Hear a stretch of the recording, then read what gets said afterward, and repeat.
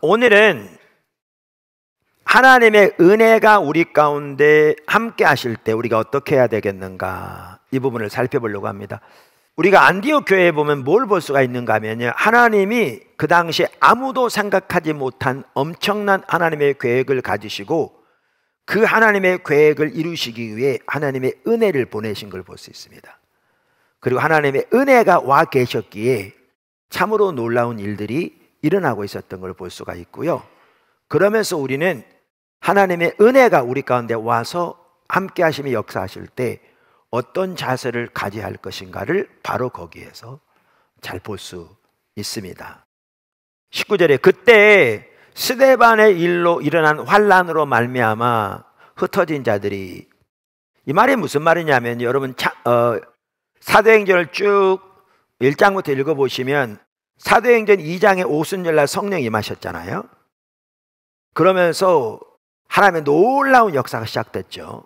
그래서 오순절날만 하더라도 예수님께로 돌아온 사람이 3,000이 넘을 정도로 그렇게 놀라운 일이 났습니다. 그러면서 사도행전 2장과 4장에 보면 예루살렘 교회가 어떠한 상태였는가를 기록하고 있는데 정말 이상적이라고 할 수 있죠. 그러니까 오늘날 초대교회로 돌아가자, 많은 분들이 그런 얘기를 하는데, 그럴 때 이 말은 고린도 교회로 돌아가자 이 말은 아니거든요. 고린도 교회도 초대교회였지만 많은 죄들이 교회 안에 있었거든요. 일반적으로 초대교회로 돌아가자 그러면 그 바로 예루살렘 교회로 돌아가자는 얘기예요. 그만큼 교회가 이상적으로 세워지고 있었습니다. 근데 문제는 뭐냐 하면 매우 이상적으로 세워지고 있었는데 자기들끼리만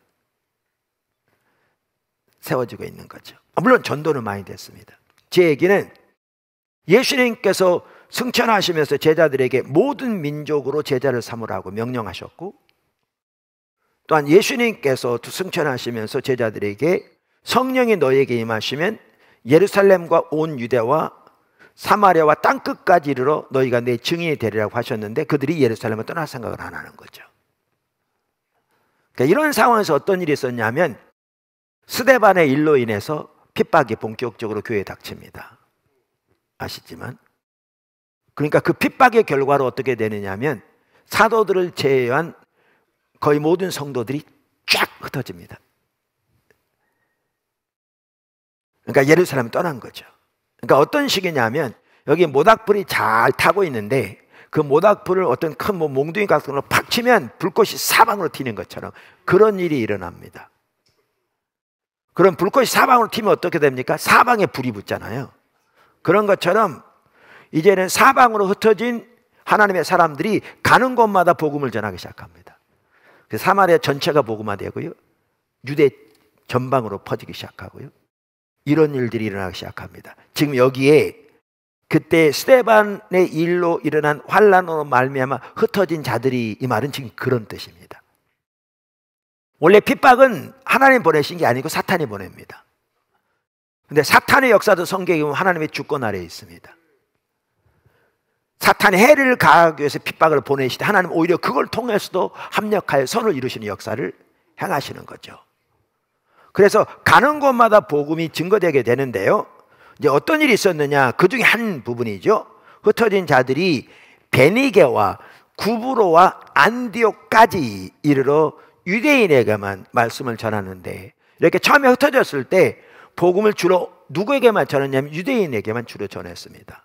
여기 보시면, 네, 20절, 그 중에 구브로와 구레네 몇 사람이 안디옥에 이르러 헬라인에게도 주 예수를 전파하니. 자, 여기 잘 보시면 아까 이렇게 예루살렘에서 흩어진 사람들이 어디로 갔다고요? 베니게와 구브로와 안디옥까지 갔다, 이렇게 돼 있고요.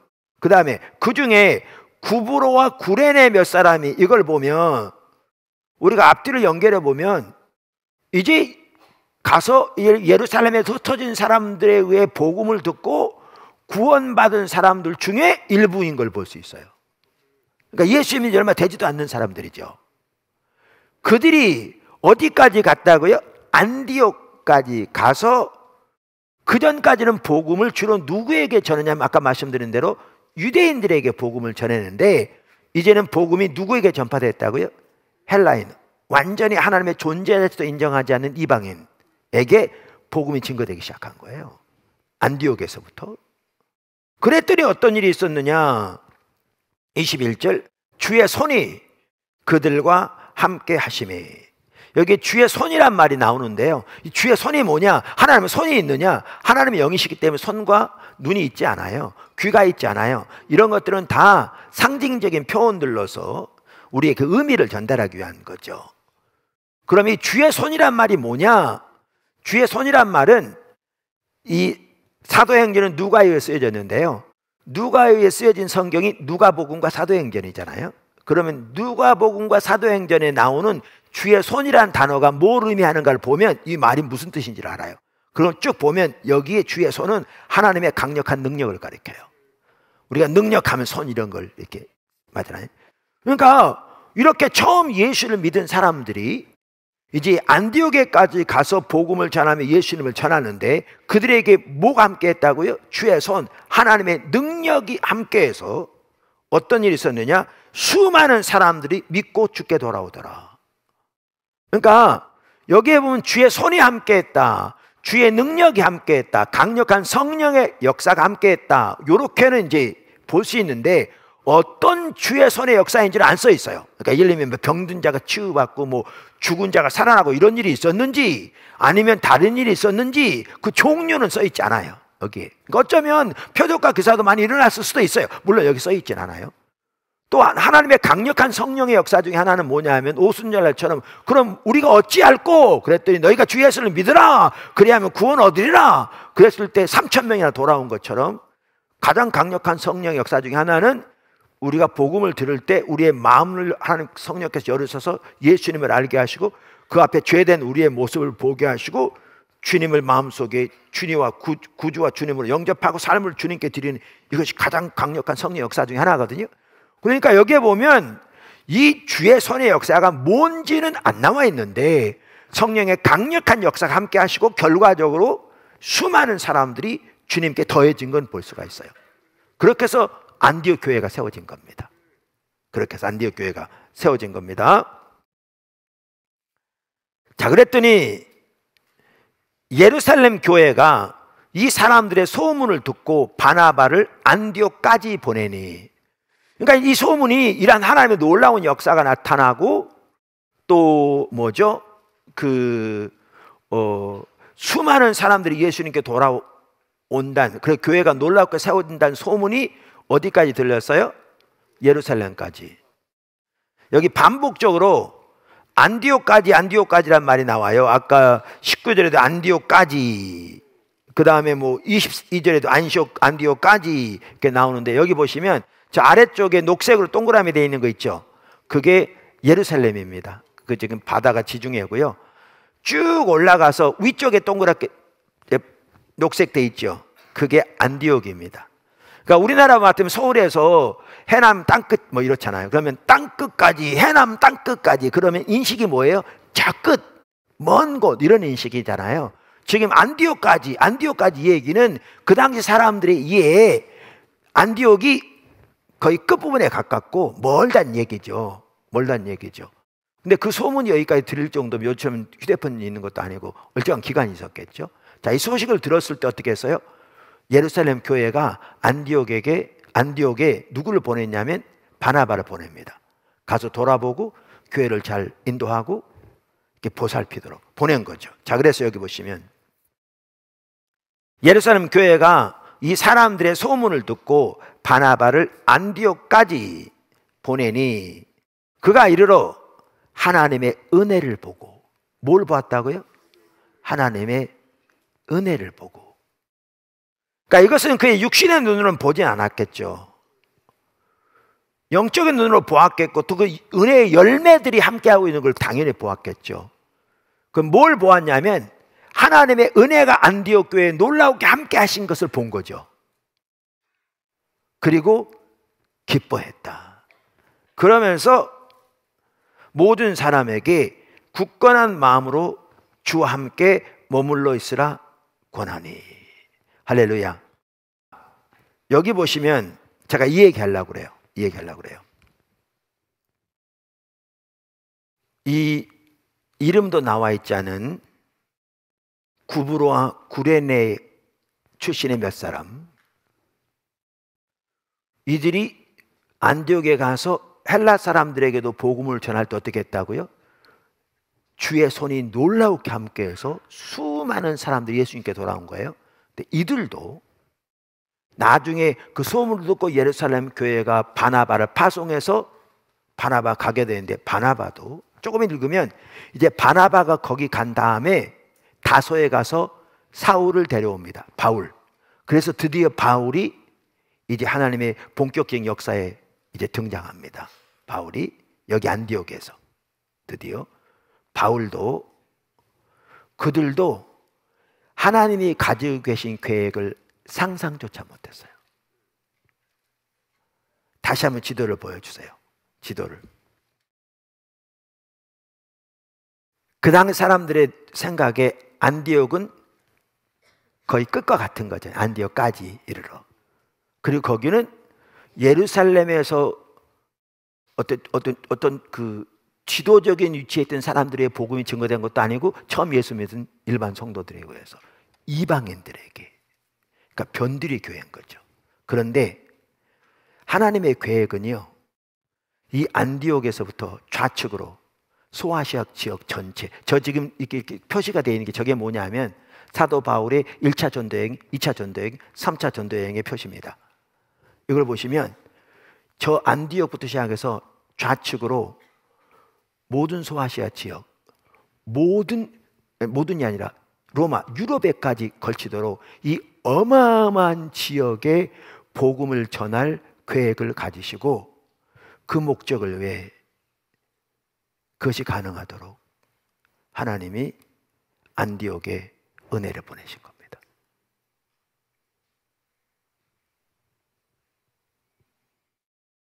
그러니까 하나님이 그 위대한 일을 계획하시고, 그 당시 아무도 상상할 수 없는 그 엄청난 일을 계획하시고, 그 일을 이루시려고 은혜를 거기에 보내셨기에 아까 그러한 일들이 일어난 겁니다. 제가 이렇게 여러 번 이런 부분 나눴습니다마는, 포도나무께 세워지고 지금까지 오도록 정말 우리의 자원으로는 도저히 할 수 없는, 그러나 주님의 인도를 따라서 순종하면서 오직 믿음으로 하나님만을 의지했을 때 여러 차례 여러 방면 여러 방법으로 간증한 것처럼 하나님이 너무나 놀라우게 역사하셨거든요. 그러면서 저는 그 당시 또 그 이후로도 우리가 믿음으로 주님 의지하면, 주님 인도를, 주님이 앞서 가실 때, 그리고 믿음으로 순종하면 주님이 당연히 역사하시지. 그게 성경이 말하는 바고 오늘날도 여전히 동일하게 하시니까 그렇게 생각했습니다. 그 말이 전혀 틀린 말이 아니고요, 맞는 말이고요, 앞으로도 맞는 말이고요. 그런데 제가 이런 걸 보면서 뭘 느끼게 됐냐면, 우리가 전혀 생각하지 못할 엄청난 하나님의 계획을 가지시고 그 일이 이루어지도록 하나님이 은혜를 보내셨기에 그 은혜로 인하여 일들이 놀라웠게 이루어지고 오고 있는 것을 깨닫게 되었습니다.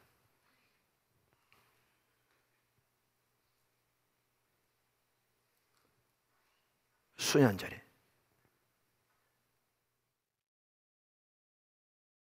그래서 우리가 여기서 볼 수 있는 한 가지가 뭐냐면, 하나님의 일을 이루시려고 하나님의 은혜가 와 계신 걸 볼 수 있습니다. 할렐루야. 자, 그러면 하나님의 은혜를 이루시려고, 하나님의 일을 이루시려고 하나님의 은혜가 와 계실 때 우리는 어떻게 해야 되느냐는 거죠. 첫째, 감사해야 합니다. 하나님 은혜에 감사해야 합니다. 그러니까 하나님의 은혜가 함께 하실 때 우리가 올바로 행동하는 게 매우 중요하다. 그렇지 않으면 하나님의 은혜를 쏟아버릴 수 있다. 그러니까 정말 사람들이 야, 그거 중요하겠구나 라고 생각했는데 제가 감사해야 합니다. 그러니까 겨우 그거 가지고 그러냐? 그럴 수 있어요. 아니요, 그렇지 않아요. 정말 중요한 요소 중에 하나가요, 하나님의 은혜에 감사해야 합니다. 자, 미리 말씀드리면 하나님의 은혜가 우리 가운데 함께 하실 때 우리가 하나님의 은혜로 인하여 하나님께 감사하지 않으면 우리 마음이 높아지기 시작합니다. 그리고 하나님이 은혜로 하신 것들을 우리로 인하여 되어진 것처럼 말은 안 할지 몰라도 받아들이기 시작합니다. 그러면 하나님의 은혜는 거치기 시작합니다. 이에 대한 좋은 예가 고린도 교회예요. 좋은 예가. 그러니까 고린도 교회는 하나님의, 여러분 우리가 고린도 교회 인식이 안 좋잖아요, 그죠? 왜냐하면 죄들이 뭐 엄청 많이 있었던, 언급된 것만 하더라도, 그러니까 인식이 안 좋아요. 그런데 여러분 기억하실 것은요, 고린도 교회 하나님의 크신 은혜가 함께했어요. 몇 가지만 들어봐도 아는데 하나는 성경에 보면 고린도 교회에는 하나님의 모든 성령의 은사가 부족함이 없이 나타났다 이렇게 되어 있어요. 고린도서 1장 7절, 너희가 모든 은사에 부족함이 없이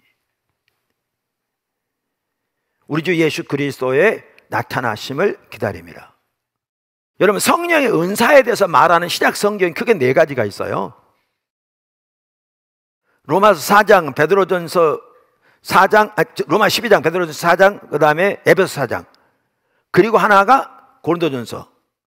그런데 그 중에서 제일 길게 제일 많이 성령의 은사에 다루고 있는 장이 고린도전서 12장부터 14장까지 무려 3장에 걸쳐서 다루고 있어요. 고린도 교회는요, 성령의 모든 은사가 부족함이 없이 나타난 교회입니다. 오늘 한국 교회도요, 우리 교회 초대 목사님이 성함이 이런 분이었어. 그럼 사람들 그게 대단한 자부심인 거죠. 우리 교회 원로 목사님이 이런 분이야. 이런. 근데 고린도 교회는요, 사도 바울이 세운 교회입니다. 사도 바울에게 견주를 부리시면 나오라 그래. 뿐만 아니고요, 사도 베드로가 거기서 사역했습니다. 그래서 거기에는 분파가 있었다고 그랬잖아요. 고린도서 1장 12절에 보면 내가 이것을 말하거니와 너희가 각각 이르되 나는 바울에게, 나는 아볼로에게, 나는 게바에게, 나는 그리스도에게 속한 자라 한다는 것이니. 그러니까 바울이 섬겼고요, 당대 최대 스승이라고 할 수 있는 아볼로가 섬겼고요, 베드로가 섬긴 교회입니다. 그래서 분파가 있었습니다. 그랬더니 어떤 사람들은 그럼 나는 예수파다. 그 교회에서 가장 문제를 많이 일으킨 사람들이 누군 줄 아십니까? 바로 그 예수파였습니다. 나중에 바울을 쫓아낸 학자들에 의하면. 이렇게 귀한 하나님의 종들이 섬긴 교회입니다. 뿐만 아니라 우리가 고린도전서 4장 8절 10절 등에 보면, 고린도전서 4장 14절 16절을 보아도 참고할 수 있고요, 거기 보면 고린도 교회 하나님의 은혜로 인하여 그 영향력이 확대되고 있었던 걸 볼 수 있습니다. 주변에. 자, 근데 문제가 뭔지 아십니까? 고린도 교회는 이 모든 게 누구로 인해 되어진 거예요? 하나님의 은혜로 되어진 겁니다. 그런데 그것을 하나님의 은혜로 인한 것으로 인식하지 못하고 자기들로 인한 것으로 받아들이기 시작했습니다. 그러니까 마음이 높아지기 시작한 거죠. 여러분 참고로 보십시오. 이렇게 마음이 높아지니까 그들의 신앙이 어떻게 됐어요? 자기중심적인 신앙인 거죠. 그래서 그 고린도 교회를 두고 사도 바울이 영적인 어린아이라고, 굳은 것을 주지 못한다고, 또 다른 표현으로 육적인 그리스도인이라고. 그러면서 사도 바울이 세운 교회 중에 가장 심각한 죄악들이 교회 가운데 많이 있었던 교회가 어떤 교회입니까? 고린도 교회잖아요. 왜? 하나님이 놀라운 은혜를 부으셨는데, 그토록 놀라운 은혜를 부으셨는데 그 은혜를 하나님의 은혜로 인식하지 못하고 자기들로 인한 것으로 받아들이기 시작하니까 마음이 높아지고 교만해지니까 육적인 그리스도인이 되고 영적인 눈은 어두워지고 육신적이 돼서 세상의 죄는 이기지 못하는, 이렇게 되는 거죠. 그래서 문제가 뭐냐? 하나님의 은혜가 거치고 있었습니다. 그랬더니 사도 바울이 뭐라고 하는 줄 아십니까? 그것을 강력하게 꾸짖는 말이 이제 나옵니다. 꾸짖으면서 하는 말이 이런 말입니다. 여기 보시면 우선 두 구절을 보시면 고린도서 1장 26절, 형제들아 너희를 부르심을 보라. 육체를 따라 지혜로운 자가 많지 아니하며 능한 자가 많지 아니하며 문벌 좋은 자가 많지 아니하도다. 그러나 하나님께서 세상에 미련한 것들을 택하사 지혜 있는 자들을 부끄럽게 하려 하시고 세상에 약한 것들을 택하사 강한 것들을 부끄럽게 하려 하시며 하나님께서 세상에 천한 것들과 멸시받는 것들과 없는 것들을 택하사 있는 것들을 패하게 하려 하시나니 이는 아무 육체도 하나님 앞에서 자랑하지 못하게 하려 함이라. 그러니까 너희의 택함을 보라. 너희 중에 변변한 자나 누가 있느냐? 내가 너희의 지혜 때문에 택했느냐? 너희의 문벌 때문에 택했느냐? 너희가 세상에 약하고 배우지 못하고 문벌도 낮고, 그러나 내가 내 은혜로 너희를 택했다. 아무도 자랑하는 자가 없도록 너희 중에 설령 좋은 게 있다면 그게 내 은혜로 된 것이다. 지금 그 말입니다. 그러면서 뭐라고 그러는지 아세요? 그런데 너희는 어찌하여 너희 중에 받지 않은 것이 단 하나가 없는데 내가 은혜를 준 것인데 너희가 받지 않은 것처럼 행동하느냐? 이게 은혜를 잊은 겁니다. 그게 어디 나오느냐? 고린도서 4장 7절에 나옵니다. 고린도서 4장 7절. 누가 너를 남달리 구별하였느냐? 내게 있는 것 중에 받지 아니한 것이 무엇이냐? 그러니까 다시 말하면 하나도 없다, 그 얘기입니다. 내 은혜로 인한 것이 아닌 게 하나도 없다, 그 얘기예요. 너희가 받지 않은 것이 뭐가 있느냐? 무엇이냐? 내가 받았은즉 어찌하여 받지 않은 것 같이 자랑하느냐?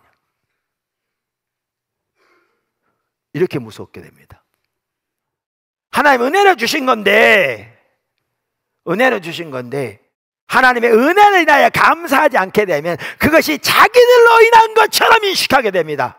말을 하든지 안 하든지 상관없이 받지 않은 것처럼 인식하게 됩니다. 그러면 그것으로 인한 자부심이 생기는 거죠. 자부심이 율법주의에 빠진 열매잖아요. 그럼 은혜는 거칩니다. 우리는 하나님의 은혜를 당연한 것으로 여겨서는 안 됩니다.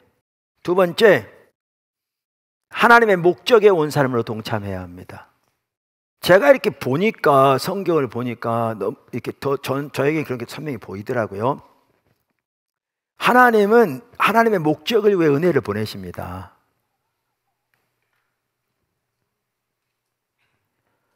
그래서 하나님의 은혜가 우리 가운데 와 계실 때 우리가 해야 할 일은 하나님의 그 목적에, 당연히 하나님의 인도를 따라 우리의 온 사람으로 동참해야 합니다. 하나님은 그러한 사람을 뒷받침하실 거라니까요. 아까 온라인이라는 말 썼듯이. 우리가 그것을 잘 볼 수 있는 구절 중에 하나가 어디냐면 사도행전 13장입니다. 1절부터 3절인데 잘 아는 구절입니다. 한번 보시죠. 안디옥 교회에 선지자들과 교사들이 있으니 바나바와 니게르를 하는 시므온과 구레네 사람 루기오와 분봉왕 헤롯의 젖동생 마나엔과 및 사울이라. 여기에 보면 그 안디옥 교회의 목회적 리더십에 대해 지금 얘기하고 있습니다. 이름이 나와 있습니다. 주를 섬겨 금식할 때에 이제 그들이 주를 섬겨 주를 예배하면서 금식했습니다. 모여서 성령이 이르시되 내가 불러시키는 일을 위하여 바나바와 사울을 따로 세우라 하시니, 자 여기 보면 그 안디옥 교회 목회적 리더십이 함께 모여서 금식하고 기도하고 있는데 성령께서 그들에게 말씀하신 겁니다. 어떤 방법으로 말씀하셨는지는 안 나와 있습니다. 그냥 성경이 분명히 말하고 있는 것은 성령이 그들에게 말씀하셨다고는 나와 있습니다. 그 말씀의 내용이 뭐라고요? 바나바와 바울을 하나님이 혹은 성령이 시키는 일에 따라 세우라.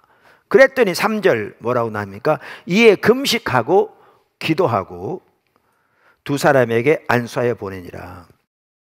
우리말 성경에는요, 우리 말 자체가 그런 때가 많고요. 우리말 성경에 그럴 때가 많은데, 그런데 여기는 주어가 없습니다. 그렇죠? 그러니까 헬라어에도 주어가 따로 없고요, 이 단어에는. 근데 헬라어는 단어가 동사라도 이렇게 예를 들면 1인칭 단수, 1인칭 복수, 2인칭 단수, 복수 이렇게 따라서 어미가 달라요. 그래서 이 구절에 보면 동사가 3인칭 복수예요.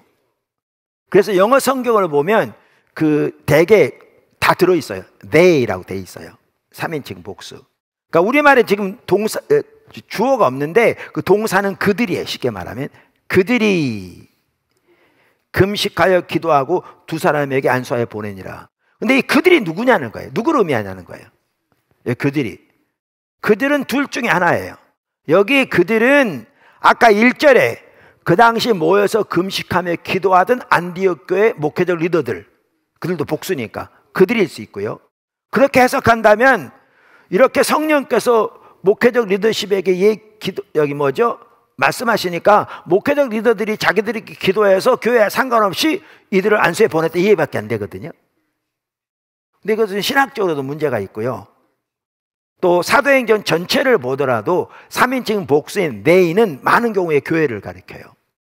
그래서 여기에 그들이 안수하여 보냈다라는 이 구절을 여러분 주석책을 찾아보시면 대부분의 학자들은 안디옥 교회라고 이해해요. 안디옥 교회라고. 그럼 우리는 이게 매우 중요한 걸 볼 수 있어요. 하나님의 성령께서 안디옥 교회 리더들에게 말씀하셨더니, 방법은 안 나와 있지만 그들이 당연히 교회에 알렸을 거고, 교회가 그 하나님의 뜻을 분별해서 순종하는 걸 볼 수 있어요. 이 체계가 갖춰져 있었던 거죠. 그래야 실제로 성령이 교회를 인도하시는 거죠. 근데 오늘날 이렇게 하는 교회가 거의 없어요. 근데 지금 그 주제가 아니에요. 지금은 여기에 뭐라고 그러셨냐면, 성령께서 뭐라고 그랬다고요?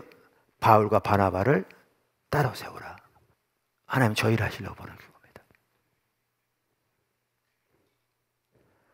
이 어마어마한 계획을 가지시고 하나님의 은혜를 보내셔서, 그러니까 예수님이 이제 얼마 안 되는 사람들인데도 이방인에게 복음을 전했는데 하나님 역사하셔서 그런 일이 일어나고 등등. 그러면서 이제 이 목적을 이루시려고 안디옥 교회에 바나바와 바울을 따로 세우라는 겁니다. 그리고 그들이 순종했을 때 이 엄청난 일을 합니다. 어마어마한 일을 합니다. 물론 그렇게 가는 과정에서 때로는 어려움도 당하고 핍박도 당하고 바울 같은 돌에 맞게도 감옥에 갇히고 그런 많이 일어납니다. 그러나 그 모든 가운데서 감당할 수 있는 힘을 은혜를 통해서 주시고, 그래서 사도 바울이 내가 다른 모든 사도보다 더 많이 수고하였으나 내가 한 것이 하나님의 은혜가 한 것이라고 말했고, 그래서 이 목적이 이루어지게 하십니다. 여기서 질문이 한 가지 그겁니다. 만약 안디옥 교회가 이 하나님의 인도에 불순종했더라면,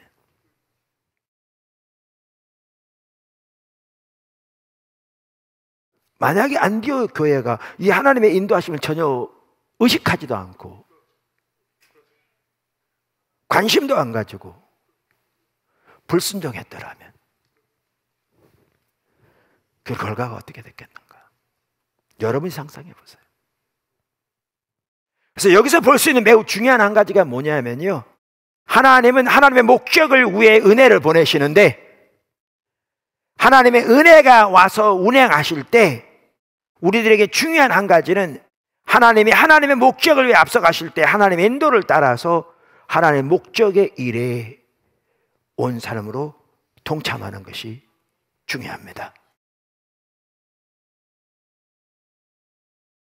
그러니까 이럴 수 있어요.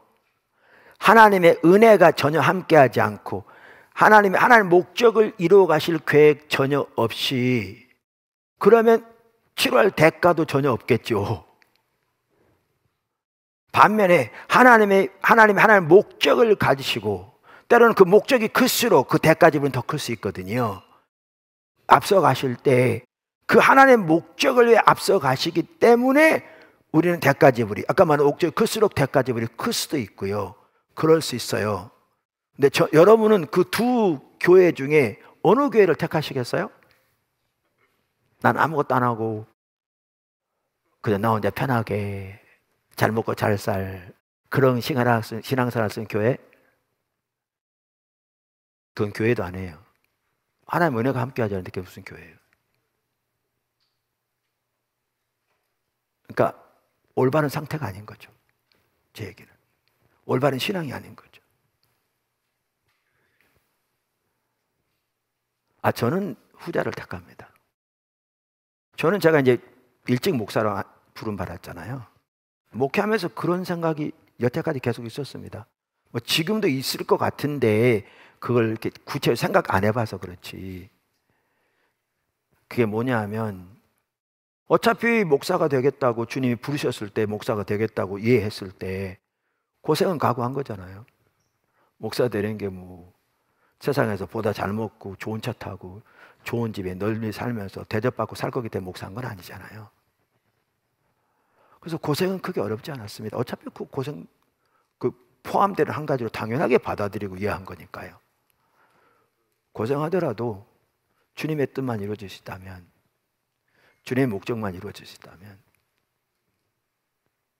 그것으로 충분해서 그렇게 따랐잖아요. 우리 모든 성도가 그렇게 주님 따르는 거 아닌가요? 그게 우리 신앙이잖아요.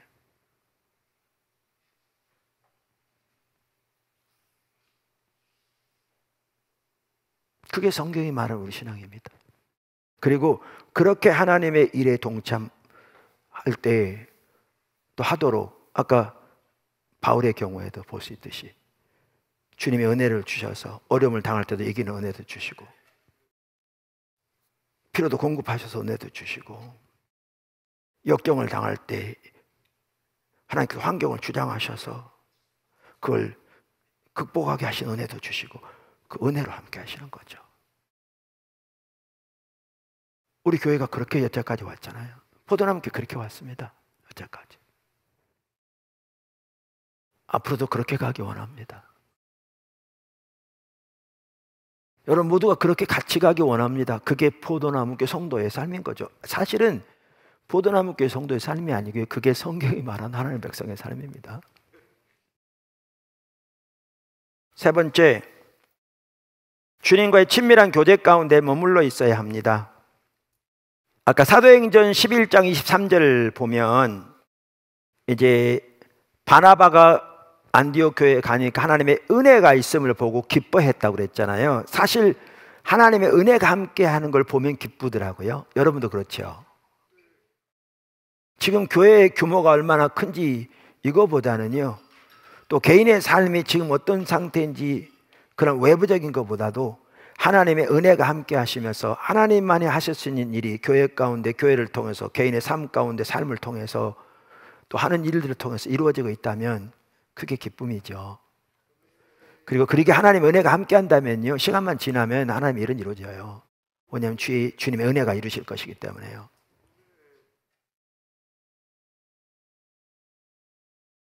그래서 바나바가 보고 기뻐했다.